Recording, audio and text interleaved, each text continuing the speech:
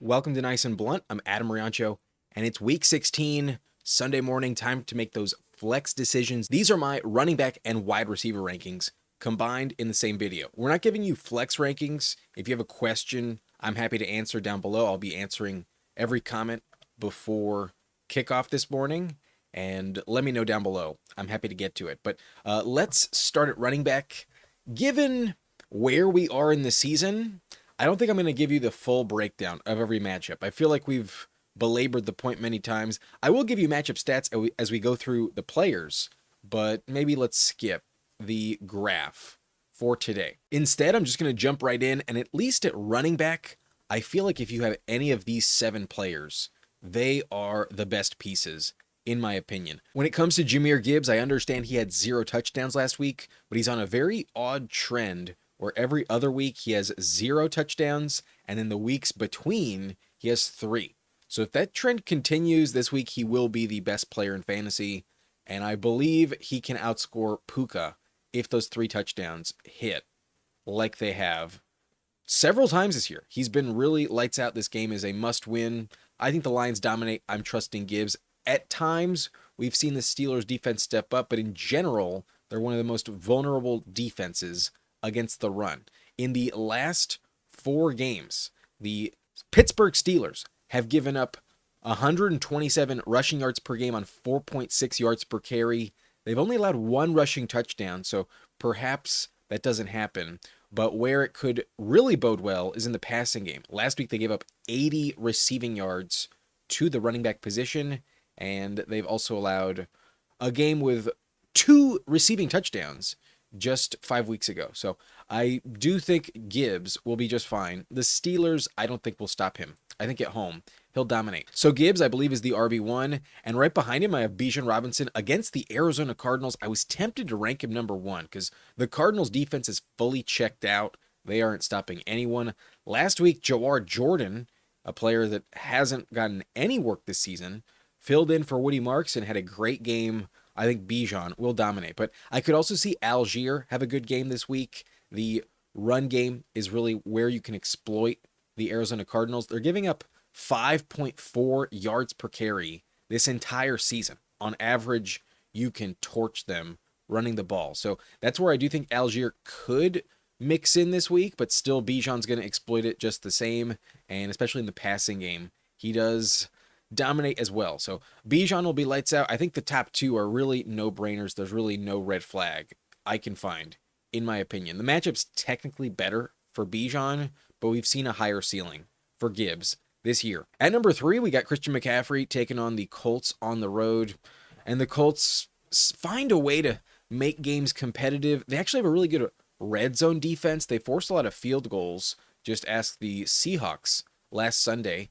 However, I trust Christian McCaffrey. There's also an injury to Ricky Pearsall that condenses the offense even more. It's McCaffrey, it's Kittle, it's Jauan Jennings, and pretty much no one else. So McCaffrey will dominate. That's a no-brainer. In primetime, he is a lock in your lineup. So these are the clear top 3. Let's not get it twisted. But I was very tempted to put James Cook above Christian McCaffrey. I think he has an argument to be in that tier as well. And against the Cleveland Browns, they've checked out on defense. There's nothing for them to play for. And what was once a bottom 5 matchup is now trending in the top 7. Last 4 games, the Browns have given up the 7th most fantasy points to the position, only 4.1 yards per carry, but the last 3 games, they've allowed 5 rushing touchdowns. And then in the passing game, they're adding 38 receiving yards per game, and league average is only 32. So it's definitely above average, and I do trust James Cook. I would assume the Bills will win by blowout, and if anything, this is the type of game where Josh Allen doesn't have to go super crazy. When they win in those types of games, it's because James Cook just dominates. I do envision the elite ceiling wide open for Cook this week. I think 2 touchdowns is not unreasonable to project. But right behind him, we have DeVon Achane against the Bengals. The matchup's been the best on the season, so if there's one position I'm definitely not panicking about with Quinn Ewers, it is running back against the Bengals. So I'm going to trust DeVon Achane. He's definitely going to get the most workload of anyone. And last season when Tua missed time, there was a bit of a learning curve. The first couple games were pretty bumpy for him, but once it hit week 3 with a backup, Mike McDaniel figured it out. They know how to trust DeVon Achane, give him the rock, especially in the passing game. If anything, that goes up with the check down passes from the rookie quarterback. So I'm trusting DeVon Achane. There's really no red flag. He was injured last week, but played through it. And at this stage of the year, he should be okay. Everyone is hurt. He should be on the field. He's not on the injury report. So got to start him. Should be elite. However, the quarterback situation is the first legitimate red flag that maybe I considered, but not enough to actually fade. I'm going to dismiss the quarterback change. If anything, I think the offense could look just as good. I don't think it might be that much worse than what Tua was putting up. So Achane, I think, will be fine in my top 5. And then Saquon, I did tell you to start pretty vehemently. He owned the Commanders last year, and he did play well. He did find the end zone. He had 132 rushing yards. What more could you ask for? He's now performing at the elite rate. We remember when we drafted him, that's what we were hoping for. It's taken a while, but Saquon is now absolutely a league winner. So good time, better late than never. But where was this back in September and October? Perhaps you missed the playoffs because Saquon took a long time to get going. But good call. I did have a very good game on Saturday against Washington. I do trust Travis Etienne, despite the Broncos matchup being definitely less than ideal. The Broncos would rank as the 28th run defense in terms of matchups. Not a good spot at all, only giving up 15.2 points per game in the last month. But even if that happens, I'm not going to give a shit. Etienne is going to dominate in terms of volume. There is no threat behind him. While LaQuint Allen might be getting a couple receptions, he's a pass-catching specialist. With Baishal Tutin out for this game, I could literally see 30 total touches for Etienne this week. He should get a shit ton in that department. So that's going to cover all the bases. The volume will carry you. And despite a bad matchup, I just don't care. I think the volume is just too high to bet on. And although the Jets matchup last week is not indicative of what to expect in this game, he's been playing really well. He's looking really good. I do think if they have a shot to win this game, it's because Etienne goes off. So I do trust him. I think the game will be competitive, and the Broncos have a good defense, but at some point, the talent will win out. Etienne is showcasing why he deserves his next contract. He's playing very well, and I would keep him in the lineup. So all these players in these top 2 tiers, I kind of went in depth on them, but there's really no reason to be benching them. I can't think of one at all. So all in the elite status, got to keep them in the lineup. But those were the RB1s, the clear and obvious players. These are the RB2s, and maybe you don't have the space to fit every single player that I'm showing you in your lineup. But they're all ranked in the top 18. Generally speaking, at least the top 15 are going to be locks in your lineup no matter what. Even if you're in a very shallow league, I would expect some of the highest ceilings from some of these players. They all have an argument where whether you always trust them or they're kind of wavering right now and they got you this far, if you have them, I think they have to stay in the lineup. But no doubt about it, I have a little bit of concern when it comes to Jonathan Taylor. That Colts offense is so obvious. Phillip Rivers does not instill fear in the secondary. Every box will be stacked, and you know Jonathan Taylor is getting the rock like crazy. So I do kind of care that this Niners defense is stepping up against the run. That's the only position they're actually legitimately good at defending. So Taylor's been in a slump since that 50-point game back in Germany before the bye. He's actually been pretty average, just a regular RB2 since coming off that bye week. He's been really disappointing compared to the absolute stud you thought you were getting heading into the playoff picture. So Taylor, I'm still starting. There's no way I'm benching him, but I do think Etienne is getting more touches this week and will be more efficient in an equally tough matchup, if not more difficult matchup. So that's saying a lot for Etienne to be ranked higher, Saquon at this stage to be ranked higher. Taylor, I am worried about, but not enough to bench, still in my top 10. And ultimately, if you have him, he is not a player you can bench, but just not playing the same. you have to acknowledge the last few weeks, a little bit less than what you wanted. Chase Brown, I have right behind him, and the Dolphins matchup can be tricky at times. They're actually really stopping the run at an elite rate at the moment. In the last 4 games, they've given up the 3rd fewest fantasy points to opposing running backs opposite them. So that is where I'm worried. Only 14.6 points per game on 4 yards per carry. I don't think the efficiency will be there for Chase Brown. But at the moment, there's still a chance that T. Higgins doesn't play. And if that's the case, then receptions will be a windfall yet again. I would assume at least 5+ targets go in the direction of Chase Brown. Joe Burrow looked like shit last week, and this matchup is bad. I'm worried about touchdowns for Chase Brown, but I think based on who he is, what he means to that offense, and who his quarterback is, I think you have to start him. I think he is remaining in the top 10 just on name value alone. There's no other threat for touches, and against the Dolphins, well, it's a tough spot. I'm not going to overreact. Let's keep him in the lineup. However, right behind him, I do think Bucky Irving has some elite potential this week. Not only is the Carolina matchup trending really up right now, in the last 4 games, they've given up the 4th most fantasy points to the position. 27.6 overall on average, and maybe that's a reason why I'm ranking him too low. However, last week we saw him vultured by Sean Tucker, and I don't think that's going away entirely. I don't think that this divisional matchup is going to go exactly how we would expect, and maybe it's the shootout that we're hoping for, but maybe it's a really low-scoring game as well. The Panthers at times find a way to play well. Like, I don't know what the rhyme or reason is with the Carolina effort level, but sometimes they really show up, and I think with their season on the line, this is a game where I think that could happen. So matchup stats indicate you should upgrade him like crazy, but part of me thinks it's a bit of a trap. But if you go back to last year, holy shit, Bucky Irving dominated the Carolina Panthers. He played 2 games against them last year, an average of 26 touches per game. 3.5 of those were catches, a total 188 yards per game. 188 total yards per game. That's insane.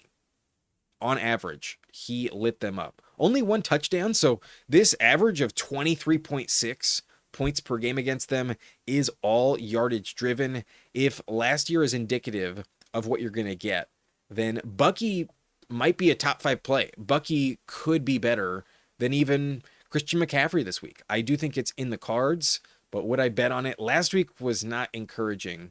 They didn't give him the rock when it mattered most. So on the goal line, that I think could go away from him. I want to tell you he's a lock, but at RB number 10, that is still a lock, but he's just not like in the top 5. You know, I just don't think he'll be like 25-point Bucky Irving this week, but definitely a good spot, definitely an ideal matchup. There's no red flag I can think of other than Sean Tucker. So I hope you don't get vultured, but if you do, wouldn't be that shocking. That's why I can't rank him above Chase Brown, despite a much more difficult matchup for Chase Brown. At number 11, I got TreVeyon Henderson, and I ranked him too low last week. To disregard the upside is very naive and leading to probably a loss in the fantasy playoffs. You need that elite upside, and no other player has that 30-point ceiling more obviously than TreVeyon. When TreVeyon actually gets the touches, he pops off for house calls. So he's got the speed. I think they will decommit to Ramondre as the game goes on. Ramondre is not going to keep them competitive against the Ravens. So I think they need the run game this week. Give me TreVeyon as a top 12 play. Last week was just too good, and I would assume he has that game-breaking ability. There are very few players that have that upside remaining, despite maybe more confidence in the workload in some of the later rankings. Like, you could tell me he has 12 fewer touches than some of the players ranked below him in the next tier, and I still think he has a higher ceiling than them. So cannot bench him. He's just on a heater, and his talent is definitely one I want to bet on. DeAndre Swift, I did tell you, was a lock in the lineup going into Saturday. Not the best game, more of a low-scoring game than we would have expected, and still had 8 points, so the floor was usable, but yikes. Bad ranking here. Last week, though, he had 20 points. The Bears often run the ball. I think the process was justified, but maybe I ranked him a bit too high. At RB12, perhaps a bit too confident. But to be honest, I'm a little worried about some of the matchup stats for some of these players. And at least Kyren Williams, who has played already, did not go nuclear. He only had 10 points, but that was more than Swift. I guess technically Swift not going to look better than Kyren on the week. But let's talk about this next tier, RBs 13 through 18. I think Javonte's a lock in the lineup. There's no way you're benching Javonte. He's just been too good this year. There's no threat for volume. And despite the bad matchup against the Chargers, the process, I think you have to trust your studs. Cannot bench Javonte. There's just no reason for me to rank him outside the top 20. And really at 13, I feel like I'm kind of too low. Like, obviously, he'll probably outscore Swift. So already right there, he should be ranked higher. And I don't think there's anyone behind him that I think is a safer play. Javonte's just locked into so much volume. Got to trust him in the lineup. So that's a bit of a no-brainer. The Chargers are at times difficult, but not going to give a shit. I think you just can't fade Javonte if you got him.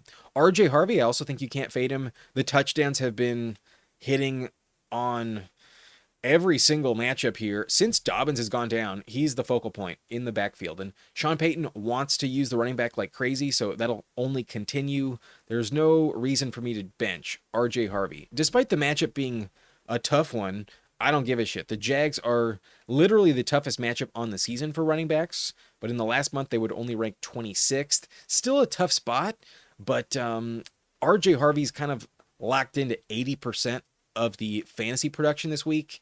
And even if you get 80% of what the Jags are offering, that's still going to be at least like 13 points. I am definitely still trusting RJ Harvey. I'm trusting a touchdown. He's not going to fumble for the second week in a row. That'd be pretty unlikely. So what are you worried about? I know the Jags are tough, but this game is probably more of a high-scoring game. Let's stick with Harvey. Can't envision you have the depth to bench him. He's my RB 14. That's definitely a player I want in my lineup.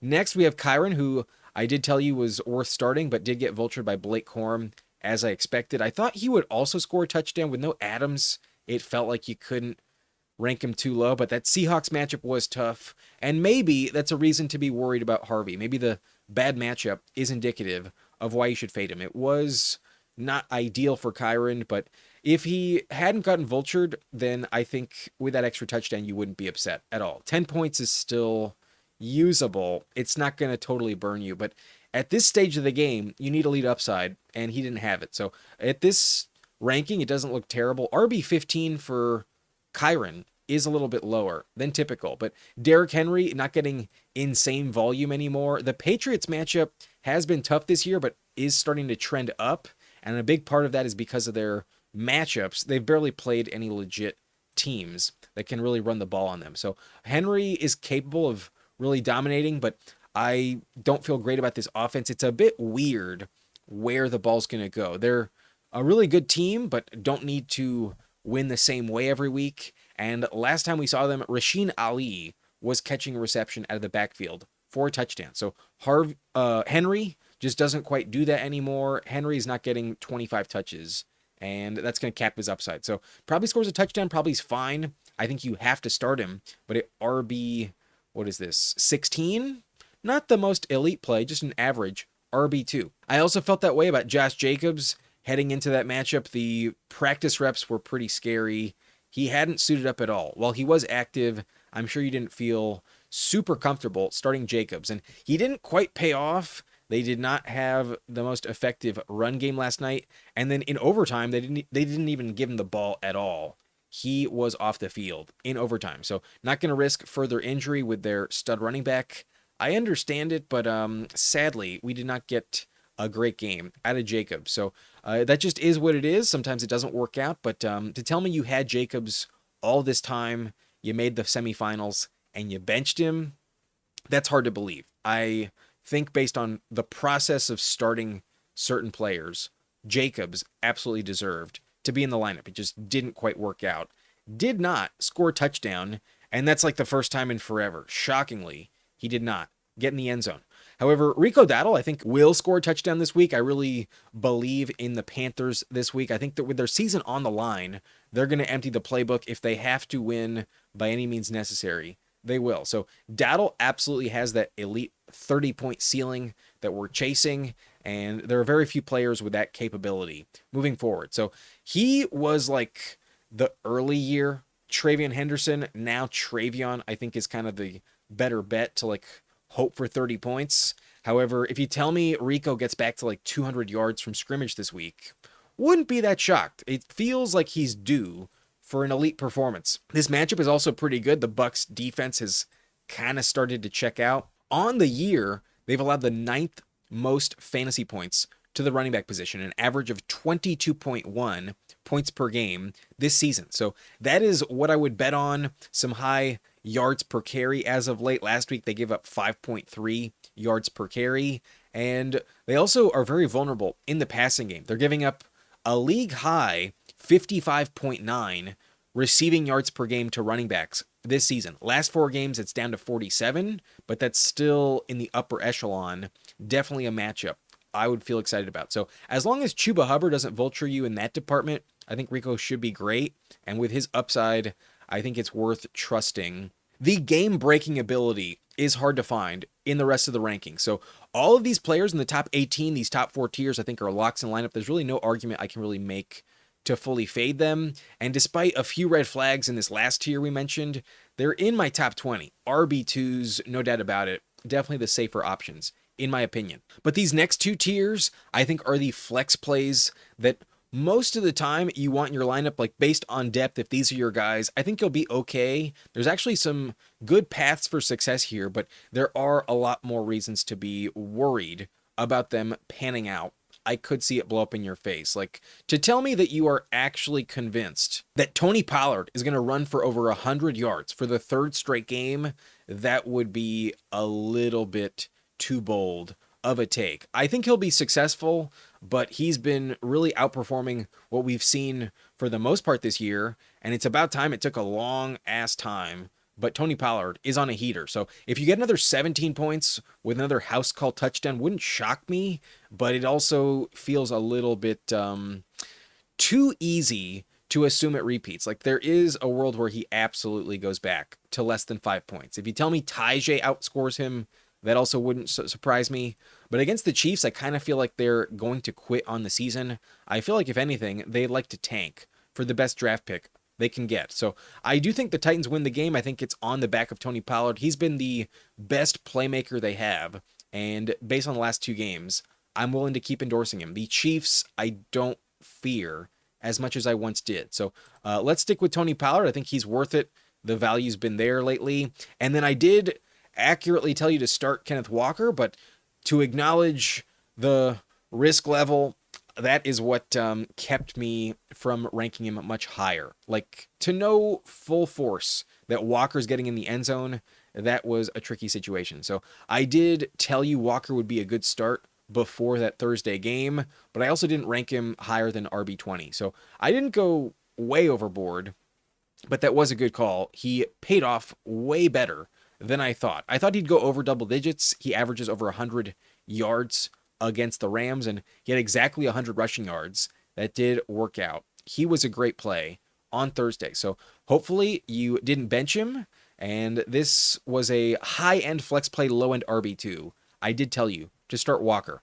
Judkins, I think, gets an awesome matchup. Otherwise, though, I'd be very worried. And if it wasn't against Buffalo, I think I'd probably tell you to bench him. But the Bills have just been such a good matchup all season long, the 4th best. And even in the last month, it's getting a little tougher, but still top 10. And that's where I'm going to keep Judkins in the lineup.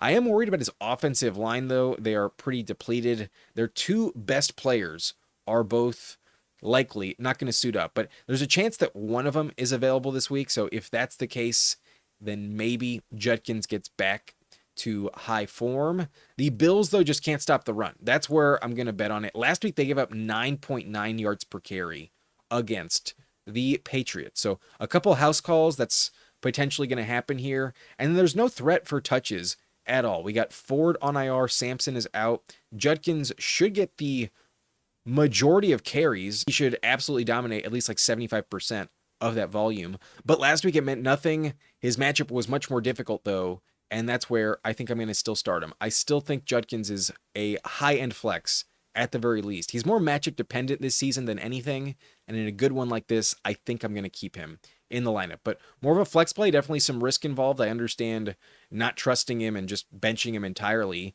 You didn't draft him high and maybe you never fully committed to him over the course of the year. He was hard to fully trust entering the season.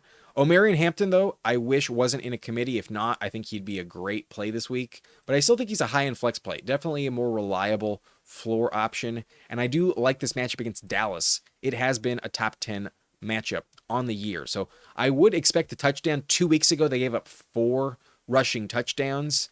And that's definitely where I think Hampton will make his money this week. I think a touchdown will hit. But without it, you could get burned by Kimani Vidal. The volume isn't quite there. Since coming off the high ankle sprain, he's just not the elite playmaker that we hoped for when we drafted him. And it makes sense. They're going to be a playoff team. Why force the issue? Vidal played well, and they need Hampton healthy for the playoff picture. So Hampton just not going to get enough volume to go nuclear, but the matchup indicates he will have a safe floor. I think he finds the end zone. I think he goes over 10 points.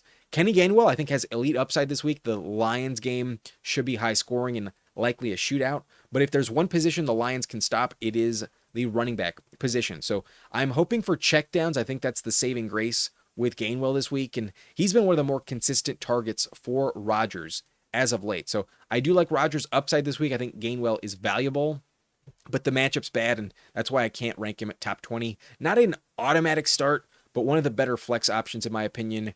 Definitely some high upside. When it hits, he is very valuable. I think 17 points is not insane to assume will repeat for Gainwell. So good play. I'd like to start him, but if Warren vultures you and maybe the Lions just shut down that Steelers offense, wouldn't be shocked either. There is some risk here.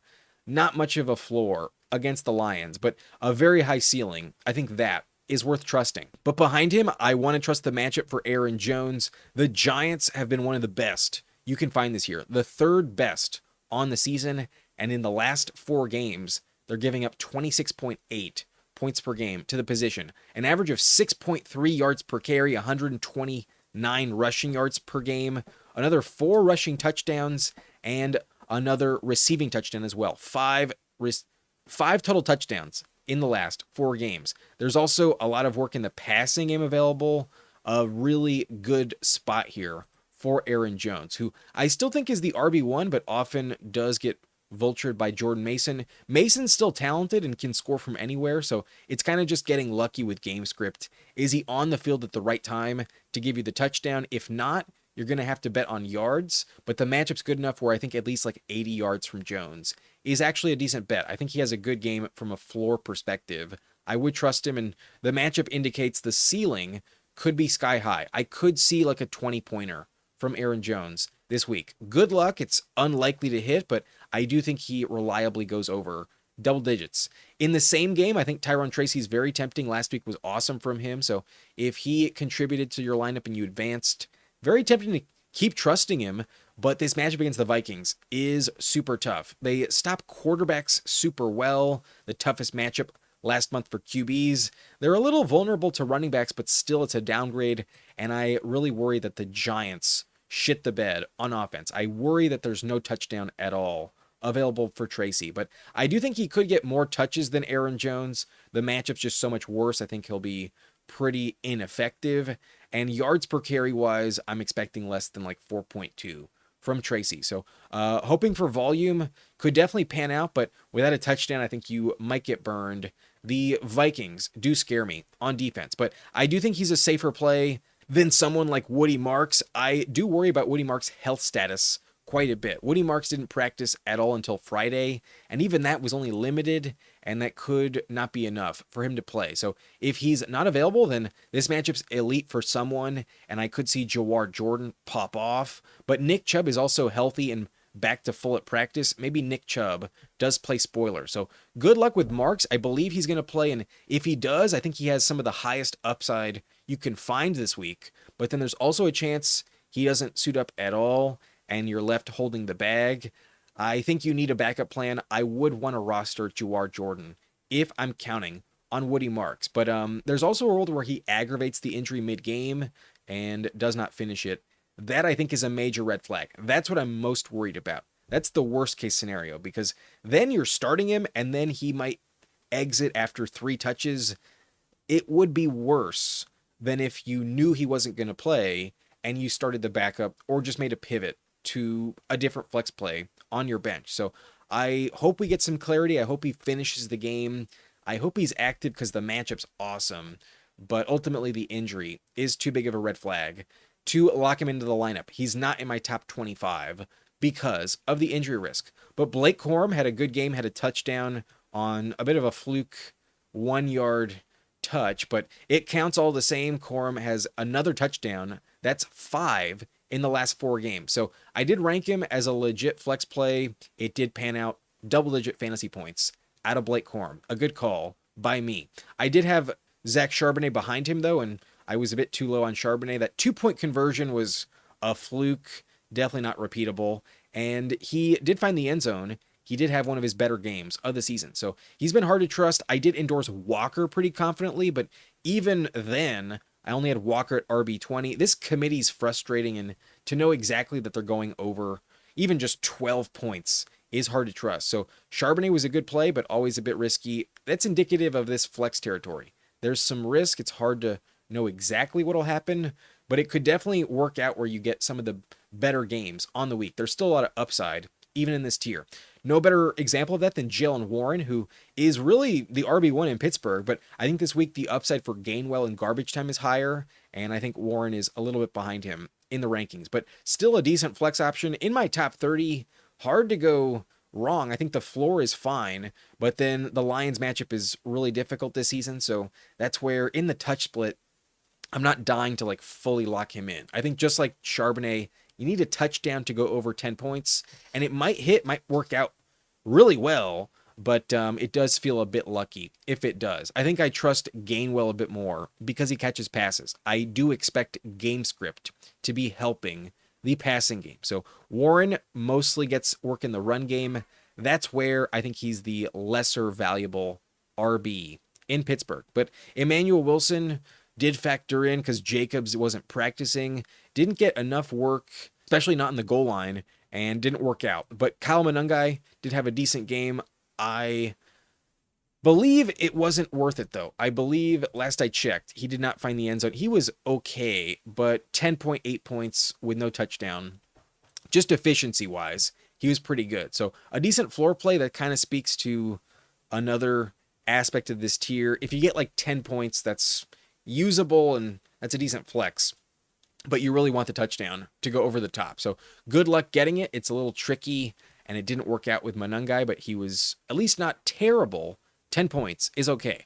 That's what I kind of feel like it'll happen with David Montgomery. If you don't get a touchdown, you'll be disappointed, but he still probably gives you decent yardage. I think they're going to dominate the Steelers. I think the run game will be very effective against Pittsburgh. There's been times when the Steelers just have no shot at defending the run. So Montgomery can definitely still contribute. With the injury to Laporta, it kind of locks him in. The volume's been okay, but he's still the backup to Gibbs, who at times goes nuclear and doesn't share in the touchdown department. So the floor we know this season is low for Montgomery, but the ceiling is still high.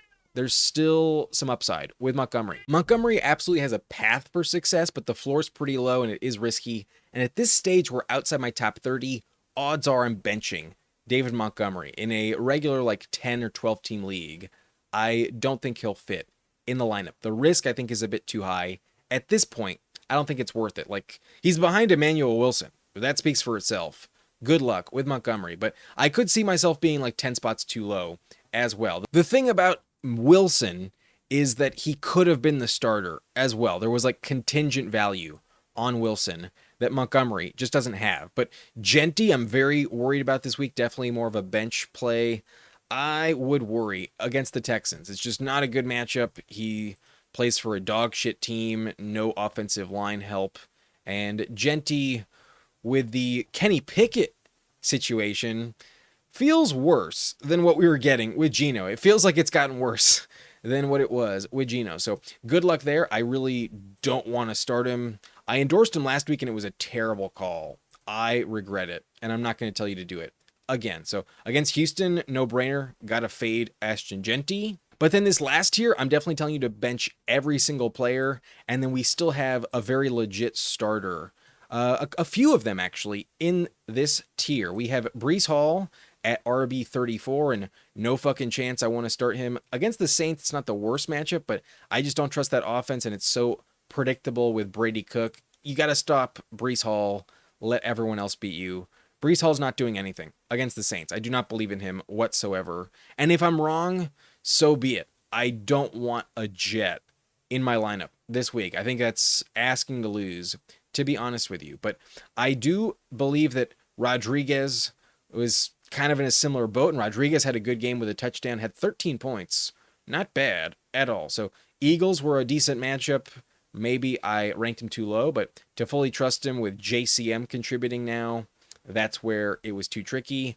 However, despite the elite matchup for Audric Estime, I think it's a little too cute for my liking. I'm not going to rank him over Breece Hall or Jeanty, and I kind of feel like they're terrible plays themselves. So Estime just way too risky. To tell me you're picking him up off the wire and starting him, you got to be desperate for that. The Jets are an awesome spot. Literally the best matchup in the last month. They've given up the second most fantasy points on the season to running backs, but I just can't do it. I can't tell you that Estime is a good start. I kind of feel like this is a Taysom Hill week. I feel it coming on, and that's never predictable. Watch Estime totally leave you hanging. But maybe he doesn't. Maybe Michael Carter also is an elite play. Carter gets a good matchup himself against the Falcons, but not recently. The Falcons actually have been trending way down as of late. They started as a good matchup, but in the last month, they're actually the toughest against the running back position. So don't let the season-long stats fool you. The Falcons are not a good spot, and the offensive line for Arizona is depleted. They have a ton of injuries, and you need a bunch of passing volume. With Harrison coming back, I wouldn't bet on it. So no thanks with Carter. I think it's fool's gold. I think you're going to lose if you start Michael Carter. But I do think that Tyler Algier actually has some upside this week, and I rank them below those starters. So maybe I'm wrong. Maybe these guys are still pretty good. Maybe there's just so much production at running back. Maybe they can all work out. But this matchup for Algier is awesome. The Arizona defense sucks, and I could see some garbage time work out for Algier. He has played Vulture several times to Bijan Robinson, but last week was a bit of an afterthought. I could see that work out again, not in his favor, and for that reason, I don't think you can trust him in the lineup. But I could see a touchdown. Could definitely see him pan out. Wouldn't shock me at all if this is an Algier game against the terrible Cardinals run defense. But I do prefer Algier over Kareem Hunt, and Kareem Hunt gets a decent matchup against Tennessee, but they've been getting tougher lately. I don't want to trust him. With Minshew, that offense is going to suck. And in general, Kareem Hunt is just desperate for touchdowns, not doing anything else other than that. So got to bench him. A terrible play if you ask me. And then Kimani Vidal could play well. That Cowboys matchup is good, but I think I'm only going to trust Hampton. I think even though Vidal factors in, it's just a little bit too risky for my liking. I just don't think I want to test that with the backup in LA. But Jordan Mason actually has a really good argument to be started this week. The matchup against the Giants is elite. And if you told me he has the great game, not Aaron Jones, who I have 2 tiers above, wouldn't shock me at all. Jordan Mason can definitely score from anywhere. He just needs to be on the field at the right time. So the matchup's awesome. Definitely some upside. If you're in a pinch, if you're just shooting for upside, I could see the rank on Jones actually turn out in favor of Jordan Mason. The matchup's so good, I do think there's elite potential for the Vikings backfield. So good luck with Mason, but at RB41, not my cup of tea. And same goes with Chuba Hubbard. I'm only trusting Rico Dowdle, but maybe Chuba will return to high-end status. He hasn't given up. Last time we saw him against the Rams, he had a good game, but last week was weird, and I just don't want to bet on the backup in Carolina. So those are my rankings. I think the top 18 are complete locks all the way through Rico Dowdle. If you've been trusting them this season, if they've gotten you this far, I think you have to start him. But once we hit Tony Pollard, now we're just like ideally shooting for upside with some good flex plays. But Pollard's been good last 2 games. I think he'll continue with that. Walker was a great call. I wish I had him higher, but did tell you to start him. And then Judkins gets an awesome matchup. So despite some red flags, I'll keep him in the lineup. Hampton, I think, will score a touchdown. The Cowboys defense is bad. And then Gainwell, I think in garbage time, will get a lot of receptions and definitely put you over the top. Jones gets an elite matchup in the same game. Tracy played well last week, so both of them I think are also good flex plays, but I really wish I could rank Woody Marks higher, but I just can't given his injury status. He's not a guarantee to suit up, but genuinely, if all you're chasing is upside, Woody Marks is probably more valuable than someone like Hampton. I do think I could rank him like 7 spots higher and 100% justify it. He could be as good as what Walker did on Thursday, but beyond Blake Corum, that's where I think that was the cutoff point. Once you hit the backups, you're kind of in desperation mode, but Charbonnet played well, so did Corum. Maybe all these guys that ranked behind them are also pretty good, but I doubt you're getting more than 10 points behind Zach Charbonnet. So good luck with them. Definitely bench Ashton Jeanty and Breece Hall. Estime and Carter and Kareem Hunt, I don't think are worth it either. Those RB1s in tough spots. Not going to endorse them in the semifinals. But that's it for my running back rankings. Now let's move on to the wide receiver position, where in the top 10, I think all these players are absolute locks in the lineup. And then I also have DK Metcalf at number 11. Let's just run through it because there's literally no fucking chance I am benching any of these players. We got Amon-Ra at number 1, who just had 36 fantasy points. Absolutely an elite play. Maybe he doesn't repeat as wide receiver 1, but there is no fucking chance you're benching Amon-Ra.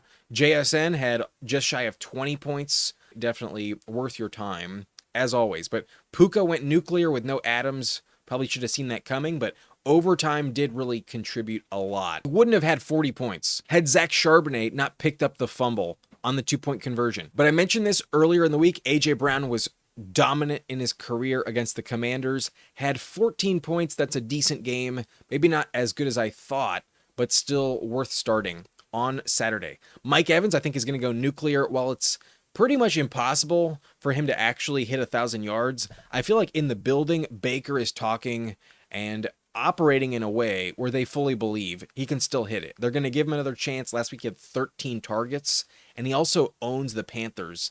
In his last 4 games, Mike Evans is averaging 19.3 points per game against Carolina, an average of 10.3 targets per game, 6.5 catches, 100 yards per game, and exactly 4 touchdowns in those 4 games. He will find the end zone. He will give you 100 plus yards. In my opinion, Evans is a true lock in the lineup, a top 5 play, if you ask me. But Nico Collins, always in the top 10. I wanted to put him top 5, but just couldn't find the space for him, and he's definitely not a player you're benching. There's no chance you're benching Nico against the Raiders. JaMarr Chase is also a lock in the lineup, but the Dolphins matchup has actually been tough, shockingly. They do find a way to limit receivers. On the year, the Miami Dolphins have been the 25th ranked matchup, so that would be bottom 8. And despite them trending a little bit up at the moment, it's still tough, still not ideal to go against Miami. It's a bit surprising given who they have in terms of personnel, but given the heat and humidity, I kind of feel weird about the Bengals offense. They looked like shit last week, and I could see it happen once again. They're not quite playing with much motivation for anything. So good luck with Chase and the Bengals, but there's no way you're benching JaMarr Chase. Let's not pretend like that was ever in question. And then right behind him, I have CeeDee Lamb, who gets the Chargers, which have been the toughest matchup on the year for opposing receivers. They're giving up less than 20 points per game combined to opposing wide receiver cores. So that's where I'm definitely going to fade him. That Chargers defense is legit. But if there's one player that's matchup proof, it's CeeDee Lamb, and he's definitely staying in the top 10. So deserves a downgrade. Maybe this is a George Pickens game, but if there's one of the two I'm absolutely trusting in this bad matchup, it's still CeeDee Lamb. So that's very obvious. And even the next player is super obvious. If you are still alive with Drake London, you got to start him. He's been absolutely elite when healthy. And there's been times when he missed games, and then the next week back, he had an elite game following the injury. So despite missing 4 straight weeks, he's expected to suit up on Sunday, and there's no way I'm benching him. He's definitely a top 10 play. Against Arizona, that defense is dog shit. I'm 100% trusting Drake London. But Jameson Williams has been a lights-out top 10 receiver the last couple months, and there's no way I'm benching him either. The upside just way too high. The Steelers' defense is not young enough, fast enough, or athletic enough to cover Jameson Williams. They're going to have their hands full with Amon-Ra. JMO will slip past them. He will burn them on some house calls. So I'm going to trust Jameson Williams. I think he will go over 100 yards. And every player ranked in the top 10, I think, is a lock. There's no argument I can think of why I would bench anyone in the top 10. But right behind Jameson Williams in the same game, I do have DK Metcalf versus the Lions. And the Lions are the best matchup for receivers in the last month. And that's not just a fluke on the season. They rank as the second best matchup. So super ideal scenario. Last 4 games, Detroit is giving up an average of 41 points per game to opposing wide receivers, an average of 15.5 receptions per game for 219 yards per game. They've also allowed 7 wide receiver touchdowns in that sample size. I think DK Metcalf is going off. If there was ever a spot you wanted a receiver, it is against the Detroit Lions. Their secondary is also banged up at the moment. They're without Kirby Joseph and Brian Branch. Neither safety is active in this game. So DK Metcalf going to dominate. I think it's going to be rough to tackle him. And I think in the dome, that'll be a high-scoring shootout. At least garbage time will save you if the Lions do outpace the Steelers. Metcalf should go off. It's about time he plays at an elite level. So I hope I'm right. I think he's a top 12 play. And literally everyone in these top 2 tiers, there's no argument I can think of why to bench him. Love every single one of them. And even Metcalf getting an elite upgrade is a lock in the lineup.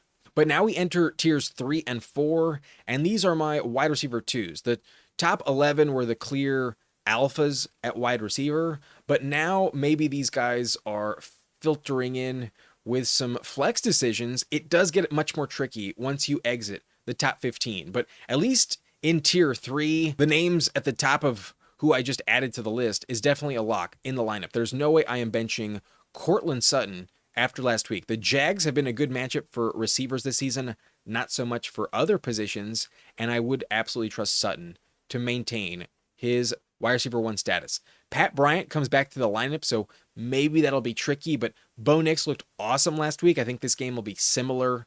A high-scoring game, at least from the Broncos on offense. So you're going to trust Bo Nix. I think that connection with Sutton is still one of the best overall, and in this offense, he's definitely the go-to target. Going to keep him in the lineup. Cannot bench him against the Jaguars. DJ Moore had that overtime touchdown. Otherwise, it was a bit tricky, but it did pan out as a good call. He was an excellent play. Had just shy of 20 points, but that 40-yard touchdown to seal the game was critical. Without it, it would have been a little bit disappointing. But at the end of the day, it did work out. So good call on DJ Moore. And then Jauan Jennings, I think, is a great play as well. The matchup is awesome for him against the Colts on Monday night. They're the 4th best matchup for receivers this year. Last month, they're giving up 33 points per game and 212 receiving yards per game. Not many touchdowns, only 2 of them, but still the yardage will be there. Jauan Jennings, I think, can give you 100+ yards this week. Absolutely could happen. The Colts stop you in the red zone, but definitely allow you to move the chains. They want the clock running. They want this game to have as few of possessions as possible. So if they do throw it to receiver, it'll go to Jennings and he'll rack up the yards, but maybe not the touchdowns. That's the only red flag. The Colts don't give up many touchdowns, especially not to receiver. But want to start Jauan Jennings without Pearsall. I think he's a lock in the lineup in my top 15. And then also my top 15, I have Chris Olave, who has no target competition whatsoever. Devon Vele was factoring in, but he's now on IR. And the wide receiver 2 is a guy named Kevin Austin Jr. I'm sure you don't know who that is. I didn't last week. So Juwan Johnson could mix in, but without Devin Neal or Alvin Kamara, this volume is just even more guaranteed. Olave could literally get 19 targets this week. If he hits 20, it wouldn't feel insane given the circumstances. So the Jets are an ideal spot. Definitely don't scare you. Let's start Olave with confidence. But in New Orleans, touchdowns are also a bit tricky. I think Jauan Jennings, just like Olave, might not score a touchdown. But then behind Olave, I have Michael Wilson, who, despite the return of Marvin Harrison Jr., is still a player I want to trust. Brissett is just dominating every week. He's throwing the ball like crazy. So Wilson probably still gets another double-digit targets. I still think even with Harrison, he will play very well, and that connection just doesn't go away overnight. He's still going to factor in a lot. Brissett now trusts him. Michael Wilson is legit. So want him in the lineup given Harrison is not 100%. I think he will be the go-to wide receiver, but obviously he's still behind Trey McBride. So perhaps I'm overestimating him, but I don't think I'm going to bench him if I've been rolling with Michael Wilson. If he's gotten me this far in the lineup, I'm going to keep him in my starting lineup. I don't think it's wise to fade Michael Wilson. But T. Higgins is not a lock to play. If he does, I would start him. He'd be in my top 20. But I am worried about the concussion status, especially if it crops up again in this game. If you tell me he doesn't finish it and he hits his head again, that'd be a big concern. And I also kind of believe they're not going to push it in the first place. I don't understand why they'd force him on the field with nothing to play for. He looked like he had 2 concussions against the Bills 2 weeks ago. So despite being full in practice, I'm sure he wants to play. Maybe there's some contract incentives involved. I think they might be cautious with it. And there's also a chance that he just doesn't clear the concussion protocol. But as long as that happens, then I would assume that he does get on the field. I doubt they'll hold him out if he clears the protocol. So monitor the health status. If he's active, I would trust Burrow a little bit more. But the Dolphins have been a tough matchup. Shockingly, it's not a good spot against Miami. So good luck with him. But if you have T. Higgins, in general, the process is always to just trust him and keep starting him. I think it will work out just fine. But then right behind T. Higgins, also a player I'm starting is Zay Flowers of the Baltimore Ravens. I believe Flowers is going to keep it up. I think this game will be a shootout. I think on Sunday night, the Lamar Jackson offense will show up, and Flowers has been one of the more consistent pieces of that team. Very few terrible games out of Flowers this year. There's on occasion one that is just so terrible, sometimes you want to vomit, but in general, he's offering a minimum 60 yards per game, and last week scored a touchdown in a tougher spot than this one. So I would trust him despite Christian Gonzalez factoring in. I'm not going to panic. I still think Flowers is worth trusting. The production has been there all season long, and I don't think I want to bet against Lamar Jackson. So let's start him this week. Every time I've told you to bench him, I've regret it. And despite a couple times him shitting the bed this week, I am not going to worry about that. The upside is too high with Zay Flowers. But then I had told you Christian Watson was worth a start, and if Jordan Love had finished the game, maybe it would have gone differently. I will never know. That was a bad call in hindsight. Not very effective, but some odd circumstances given the quarterback went down. So sadly, it just wasn't a good call. I hope it didn't burn you and cost you. But behind him, I got Jacoby Myers against Denver, and I still think they want Brian Thomas Jr. to be the main guy. But BTJ is going to play against Pat Surtain, and that's absolutely a matchup I am not dying to chase. So I'm absolutely downgrading Thomas, but I still think he gets the most targets likely, and I do think Jacoby Myers is going to be more effective on similar volume. He probably only gets like 1 or 2 target less than Thomas, but they're probably more catchable, and I don't think the defender will be as draped on him as Pat Surtain would against BTJ. So Myers, I think, will be more likely to find the end zone ultimately, and that's why I'm ranking him above Thomas. They're going to be similar at the end of the week, but a touchdown, if it only hits on one of them, I think would go in favor of Myers over Thomas. So that's my ranking on Myers at wide receiver 20. I would start him. I'd also still start Thomas. I think Trevor Lawrence is going to step up. I think that game could be a high-scoring shootout, but the Broncos defense in Denver is also very scary. So good luck there. I'm worried about Surtain, so that's why I go Jacoby Myers over Thomas, but Thomas is still more talented at the end of the day. George Pickens, I want to rank much higher. I wish I could, but ultimately I do not trust him right now. He's not playing up to standard that we remember. So if he got you this far, it feels like you have to keep him in the lineup. He's a high-end flex play, so I am still caving and saying to start him, but I don't feel great about it. I don't think it's a guarantee to work out, because even in a neutral matchup, I'd be worried. But against the Chargers, that's the toughest matchup this year, and that's where I might hit the panic button on Pickens. I'm not going to worry about Lamb, but Pickens could do nothing. Wouldn't shock me at all if he has like 4 points once again. So not sure what's the problem with him and Dak, but inevitably it will come back to him. I could also see him dominate as well. I think with their season on the line, they either completely check out or they do put up a good fight, but they were just eliminated. The Eagles won, so there's nothing to play for anymore. The Cowboys with Pickens, not a bet I'm dying to make, but I feel like he's earned the status where if you bench him, you're making a mistake. I think if you have Pickens, your fate is in his hands, and you got to keep him in the lineup. But just a flex play, not an elite top 20 option. That is for sure.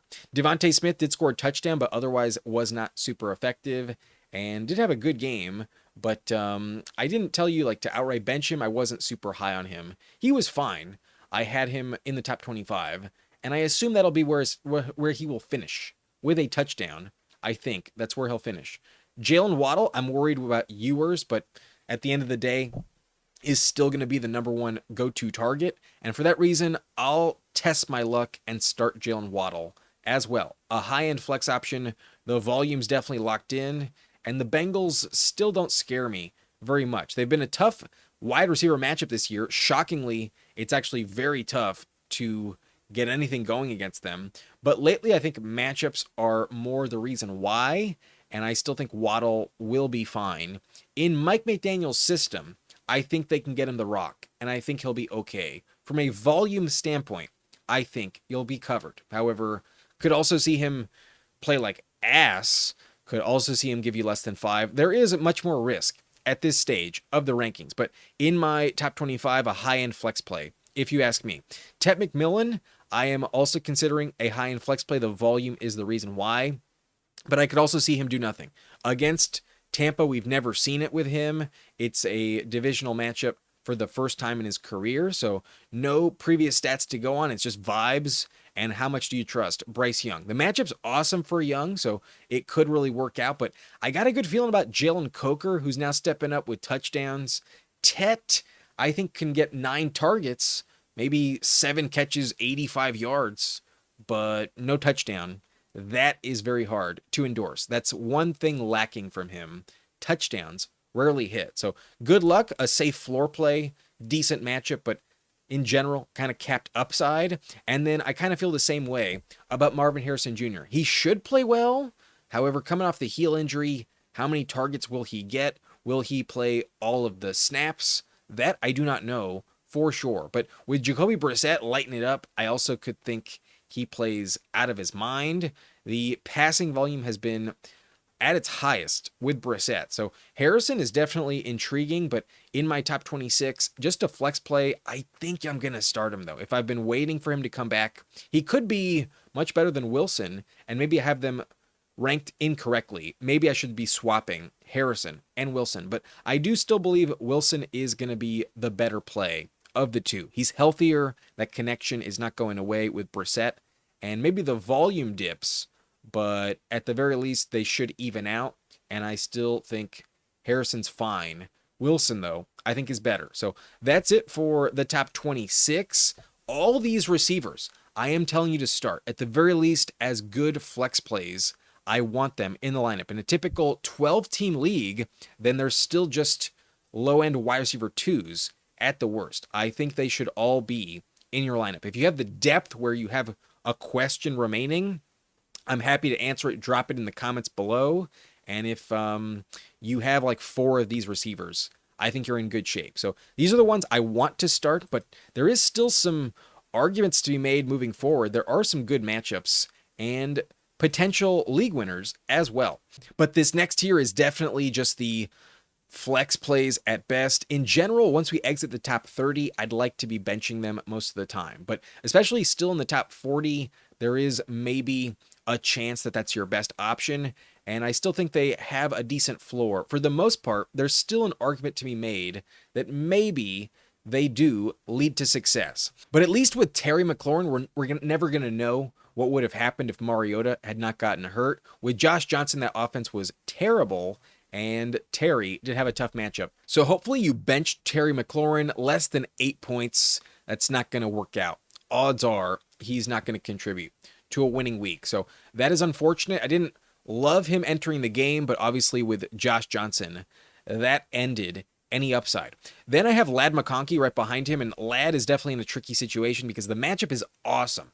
The Cowboys are a spot you want. You want to be starting every receiver, typically speaking, against Dallas. But with the Justin Herbert hand injury, his passing stats have been dog shit lately, and there's also the crowded target share in LA. It looks like Quentin Johnston probably plays as well, so Ladd is not a safe option at all. The volume could be 12 targets and he has an amazing game. It could also be less than 4 targets, wouldn't shock me either, and he could be dog shit. So high variance, really hard to rank Ladd this week, but I think odds are he's more of a flex play than not. I still think he's a top 30 option, and I think he's still the best option you would want in the Chargers passing game. So that's my preference there. If you're starting a Chargers receiver, let it be Ladd over anyone else. But I could also see you revert back to like September stats when Ladd was doing nothing. So good luck. I hope it works out. The Cowboys, though, indicate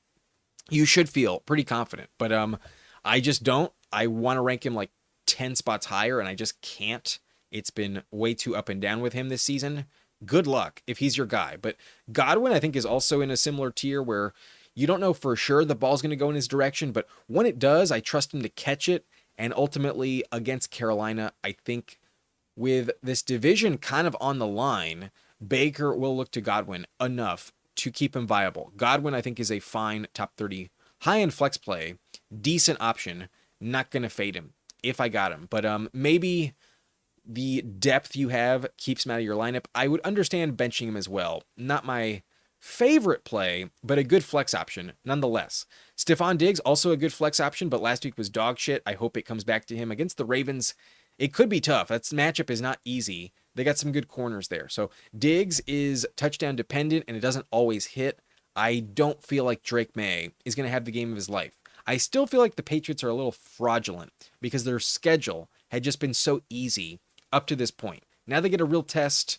Let's see what happens. But Diggs last week was not great, and I could see it looking the same once again. The volume in New England is tough to know exactly where it's going to go. But a decent flex play in general, Diggs is fine, so let's keep him in the flex spot. I rank him at number 30. So generally, I'm starting about 24, 25 running backs and like 30 receivers.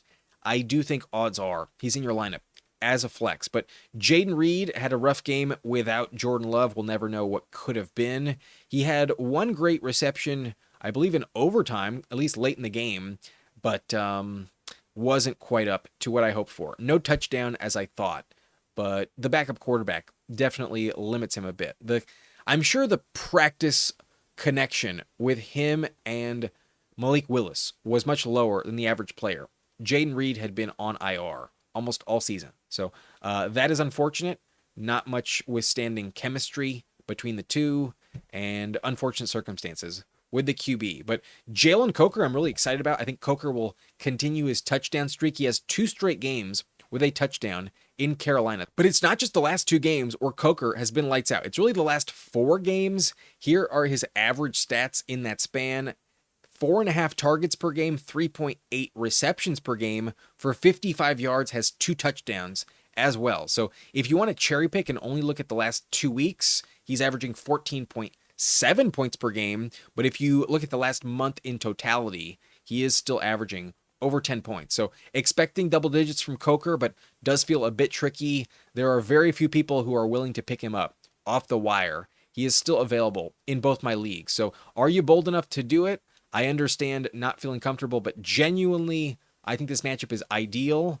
And Bryce Young owned Tampa last year. In division, I think Coker will step up. I think a touchdown is not a bad bet at all to be making. I think he could actually be more valuable than Tet, who I rank a tier above. I think Coker is on a good streak right now, and I do trust his connection with Bryce Young. Off the bye, he's looked pretty good. Give me Coker as a top 31 wide receiver. I would like to have him as a flex play this week. Troy Franklin coming off an excellent game. I originally had ranked much higher, but then I saw that Pat Bryant was healthy and had to fade him a little bit. Off the bye, Pat Bryant was getting more looks then Troy Franklin. So Franklin did capitalize last week, but the matchup is not as ideal. And with more target competition, how much do you trust him to find the end zone? That is the ultimate question. Without it, I think he'll get screwed, but definitely some upside. Last week was pretty good, and it's not the first time this year where he's looked pretty good. So good luck with Franklin. I think he's fine, but wide receiver 33, just like Coker, I'm happy if he's my flex, but perhaps you can do better. I would go Jalen Coker, who I'm sure you can get off the wire instead of Franklin. But behind Franklin, I'm definitely worried about Wanda Robinson. The Vikings are a terrible matchup, not just for quarterbacks, but also receiver. And Wandale is just a volume machine.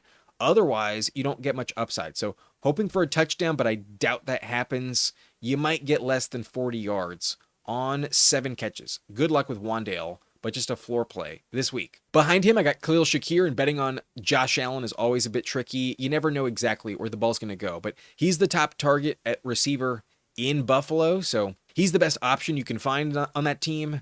And at wide receiver 35, he's fine. He's not bad. He's not good. I think he's fine. You might get burned. You could also get an elite performance. In Buffalo, it's basically a slot machine when you pick who to start on that team. If it's not Allen or Cook, good luck. You're going to need it. But Ibuka, I'm definitely worried about. He's been really slipping in the last month or so. And despite 64 yards last week, he also had a couple drops and left some meat on the bone. So against the Panthers, it's a much tougher matchup than the Falcons was, and I'm not dying to trust him. I would rather go Godwin at this stage of the season. I think Godwin's a safer play. Egbuka's fine, but nowhere near as good as he once was. And then Evans is really the guy you want the most in Tampa. Evans is the man.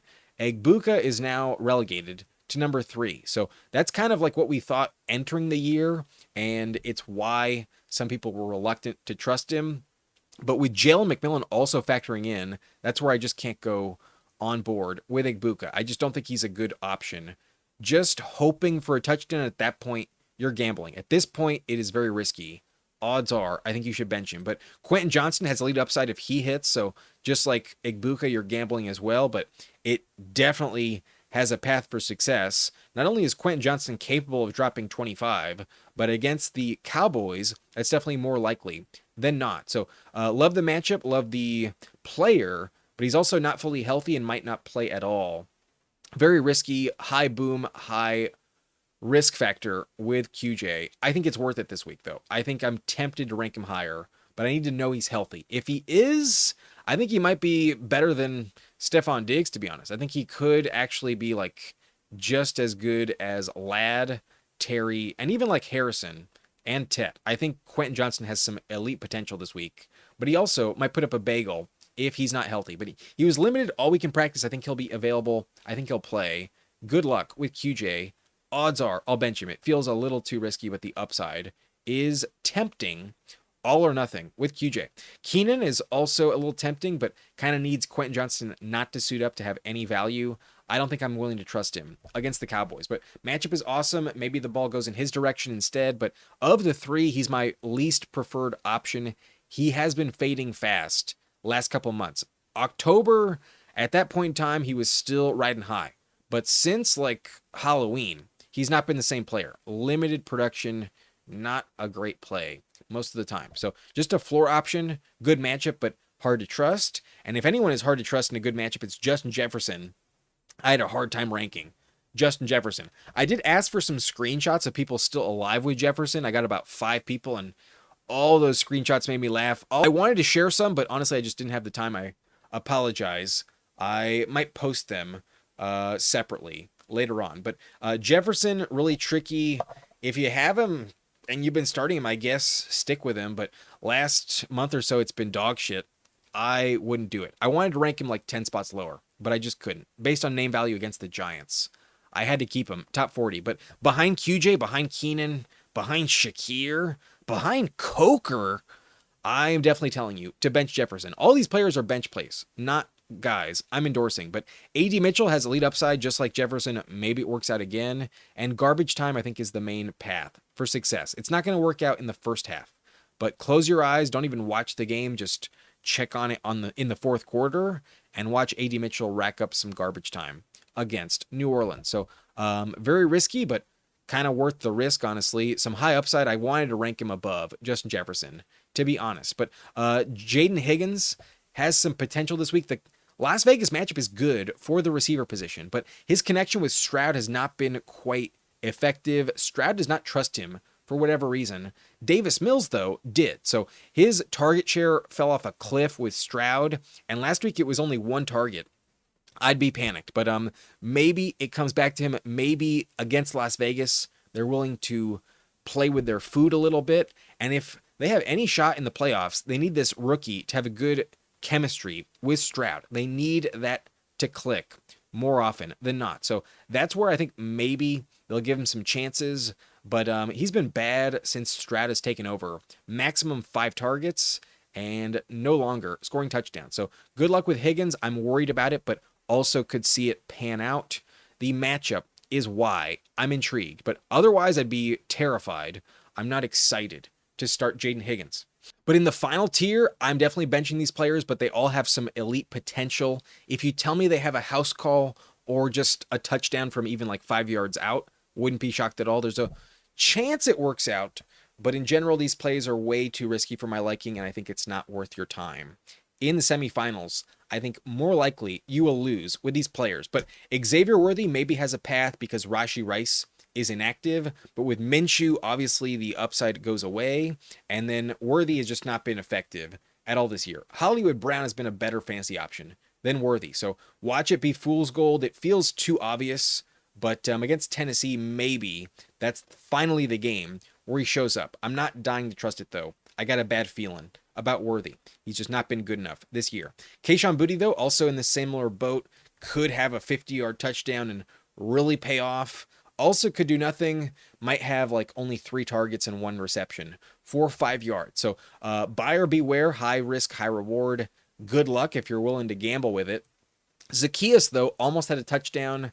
Didn't work out, though, with no Rome Odunze or Luther Burden.